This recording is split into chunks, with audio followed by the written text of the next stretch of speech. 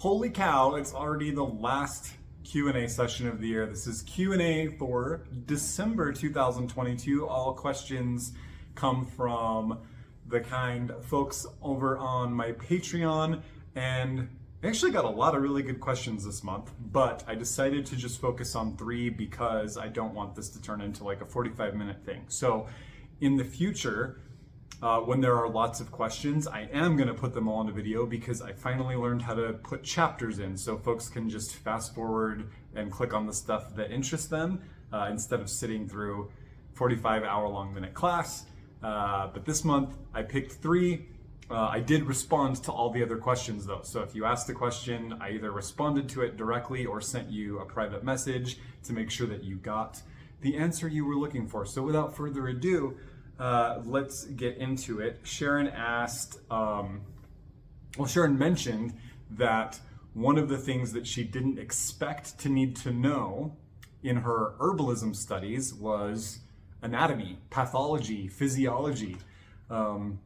We generally think that with learning herbs, all you have to learn is herbs, and especially modern day, allopathic herbalism is like, all I have to do is memorize lists of which herb is good for which illness. And you get into it and you realize you can go sort of far that way, but when you can't formulate on the fly and you don't understand how the body works and should work and can work, it's almost impossible for you to practice fantastic herbalism and really understand the deeper mechanics behind how specific plants are working in the human person. So that led to Sharon's question, which was, what topics do I think folks need to learn when they're studying herbalism that maybe they aren't anticipating? The first one, first and foremost, is the one that Sharon brought up: anatomy, physiology, and pathology. Because I work in a community clinic, folks come in with terminology, with diagnoses, with words that do not come from the herbal world. They come from the allopathic medicinal complex. So if I can't speak that language and meet them where they are, it can be a little bit alienating. So I take the time to study pharmacology. I have taken courses in pharmacology. I have taken advanced nursing level courses in pathology, physiology, and anatomy, functional anatomy. So when people come to me and say, these are the things that are happening, instead of being limited to, okay, which herbs do I know address that thing, I can actually start to reverse engineer what the pattern is. Where the issues are rooted. If I didn't know anatomy and pathology, I wouldn't be able to understand that these 3 seemingly unrelated issues are actually all rooted in the same body system, right? So this is incredibly important. There are tons of really good courses online that I've found over the years. Pre-med, stuff for nurses, stuff for first responders and EMTs. Please get your first responder CPR, at least your CPR certification if you're doing this work. It's just awesome to have. Also, if you live in an area where there are other humans, I was gonna really qualify that, but no, another thing, go get your naloxone training, please, and carry naloxone with you, whether you're an herbalist or not. So anatomy, pathology, physiology, find courses online, read books, get the anatomy coloring book, make it fun, because when you start getting into the anatomy of the body, it is a revelation. It is so cool. It is so interesting. You don't have to be scientifically minded. You don't have to be academically minded to enjoy the body processes, the body functions, and the different ways that the body deals with life, right? So that's a big part. For me, another big part was people skills, communication, negotiation, being trauma informed, trying to figure out ways to speak to people where they are and find creative ways to help them be compliant with the herbal medicine. The number one reason why superior herbal medicine doesn't work for people is compliance, is that they take the medicine home, they're excited about it for a few days, and then it tapers off into the background, or they don't see immediate results, and so they forget about it. So good communication, good problem solving skills, a little bit of psychology, if you will, ways to help people get excited about the process, even when the process currently is one of disease or pain. Trying to help cultivate that hope and that inspiration that's needed to get people from point A to point B. So that's a big one. And how you learn that, what direction you go, of course, is going to be very personal. I think that the third and final part, and this actually kind of I was going to be done, but this kind of just popped into my head, is how to do self-care, which I'm not great at. I'll admit that. That when you are, especially in my situation where we're in a community clinic and we see 40, 50 people a day sometimes, it's very heavy. And, while we do get a lot of folks that come in that are in a good space and they want to stay there, they want to nourish it, we get mostly people that are coming in because they're not in a good space. And so that can build up, right? It can get heavy. And it's hard not to take it home with me. It's hard to remember how to shake it off and to leave it at work, or to create healthy boundaries. It's something I struggle with all the time. I don't know that I'll ever be super good at it. I think it's something you're just always navigating, because I like to show up and be vulnerable and present with my clients in a way that makes my boundaries a little squishier, than some practitioners. So having really good tools for protection, cleansing, rituals to end the day, rituals to help you step into the right heart space to serve your community, and then rituals to help you step into the right heart space to serve yourself. All of that is important. And those are some skills that I wish I had coming into this, instead of having to kind of learn them out of necessity, right? Learn them to combat or to deal with going home and realizing that I was still here. And I, as I deal with some chronic pain, and so coming into it and realizing how the work can influence my own journey, right? The work that I'm doing on myself, also very important. So learn how to burn the herbs, take the baths, make time for the acupuncture, get the body work, like whatever is accessible to you, whatever feels good to you, that just gives you some you time. Very, very important in this work. So great question, Sharon. Thank you so very much. Next question came from Pip. Pip mentions preferring to do their plant spirit works outdoors, right? This is the ideal. I'm in a city. There's very little offered to me in terms of privacy. Even when I'm in the foothills, there's always people around, right? So I've kind of leaned into indoor work a little more because it lets me let go and be more vulnerable and not have to be hyper vigilant and survey if somebody's dog's running up on my ritual or whatever.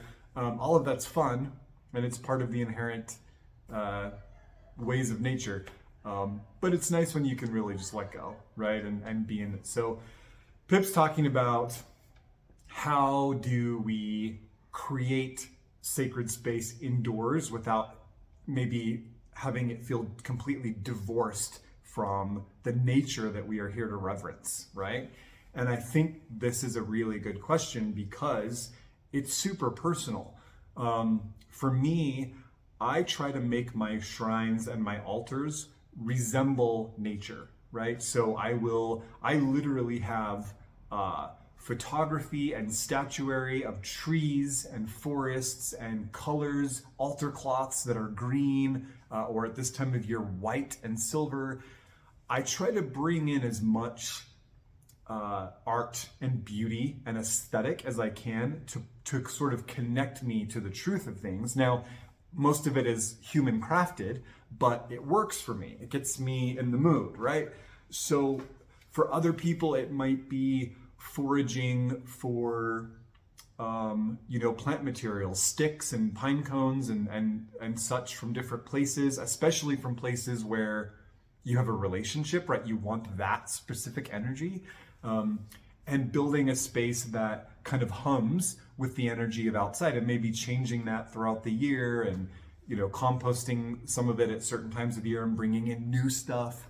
I feel like the right answer to this is not to do what I do, because mine is ever evolving, right? As I think they should be, because our shrines and our altars are reflections of our spiritual path. There should always be change happening, right? One of my teachers would always say, you can gauge the depth of your devotion by how dusty your altar is, right? Like if it's not getting a lot of love, it's time to change something. I think the right answer is do what feels good, right? Do what opens up those channels of inspiration, what calls in the imbas, what calls in the feelings, the headspace, the states of consciousness that you like to play in when you do this work. So whether that's through building little altars and shrines and nooks, or bringing in foraged material from outside, or working with colors and symbols from various, spiritual traditions, whatever feels good probably is good. And remember too that in my work anyway, rooted in Indo-European pagan practices, there is nothing more powerful you can do than create beauty, right? To create beauty is to participate in the beauty of the cosmos. To create beauty is to create harmony, and to create things fitting together in pleasing and constructive ways. So make your spaces beautiful to you. When you see them, you should smile. You should feel good. You should feel a sense of home, a sense of camaraderie, a sense of things being where they should be, where it feels right for them to be. If your sacred spaces, your altars get chaotic, or if things are there because somebody told you they have to be there, but they don't feel good to you, this is not beauty, this is chaos, right? And chaos is not the energy we're trying to hang out with. So when in doubt, this is actually a question I ask myself for pretty much any question that comes up in life. I sometimes forget a lot, but this is always my meditation. What is the most beautiful option? Which option here creates the most beauty? And that's generally where I'll go. And more often than not, everything turns out. It may not be the most comfortable, but it generally gets me where I need to be. So thank you, Pip, as always. Excellent questions. Last one we'll do. This comes from Rowan. Rowan noticed that I tend to teach in threes and talk about things in threes, and wanted to know if there was some symbolism behind that, or I guess maybe if it was just like a personal neuroses, just maybe both. The number 3 is massive in Indo-European lore, okay? We see from the triads of Welsh poetry, the bardic traditions of Wales, that things are spoken in threes, to the sacredness of that 3 being a most complete and dynamic number, to the cosmologies of underworld, middle world, overworld, land, sea, sky, gods, land spirits, ancestors, fire, well, tree. We see this number repeated over and over and over and over again. Now, 3 sticks out to the Western mind, I think, because we tend to think in 2s. We tend to be very bilateral thinking humans that are like black and white, right? Things are either this or that, right? It's one or the other. This is a very like Western, dare I say, capitalist way of thinking. Like it either is or it isn't. It's either for or against. It's either yes or no. The ancients and many, many extant animist traditions would beg to differ that there's power in that, and would instead think in terms of black, white, and something else, or black, white, and gray, or black, white, and what happens when black and white are in opposition, or when black and white are in harmony, right? So this tertiary way of thinking actually changes the human brain. When you start thinking in terms of 3s instead of 2s, it sort of drops you into a slightly psychedelic space. The problem-solving capacity gets bigger. The way that relationships can be navigated get bigger. My entire way of relating with the world changed over the years that I moved away from black and white thinking into tertiary thinking. It does change the brain, and I think there's research out there about how communities or cultures that think in threes instead of ones or twos, their brains behave differently, right? So when we think in threes, we are able to hold space for more than two options or more than one option. We're able to creatively consider that maybe there are more than two choices at a given situation, at an impasse, right? We actually even see in the ancient Indo-European pagan worlds that crossroads were generally three roads, not four, right? It's a coming together of three. So this idea that we have been conditioned to think in terms of this or that. And if you think about the last time you had to solve a challenge or a problem, your brain probably whittled it down into two choices. I can either go or not go. I can either take this job or this job. I can either do this or do this. But the reality is there was probably more than two options, right? But we just, by nature of survival, kind of do that. We compartmentalize. So when we start thinking in terms of three, we can say, I can take this job, or I can continue looking for something else, or I can stay where I am for a while. I can do this thing, or I can do this thing, or I can consider a third thing that I haven't looked at yet, or I can ask somebody with a bigger perspective than I have what I might be missing. I might not be seeing the whole picture because we only see what we see, right? This is the reason why spiritual allies are so important in our work, is because they have a perspective that's bigger than ours, right? So when we work with them, we tend to find that the avenues of possibility, whether it's in decision making, problem solving, poetry, ritual, medicine making, art, any relationships, anything suddenly naturally goes from 2 to 3, right? Because now it's what's possible, what we can think of, and what our ally presents to us. And suddenly there's more options, and the options are more dynamic. So this thinking in 3 is inherent in ancient cultures. We see it in poetry, in myths, in legend, in the way that deities are organized together, in the ways that folkloric herbalism is presented, in the way the universe is understood to operate.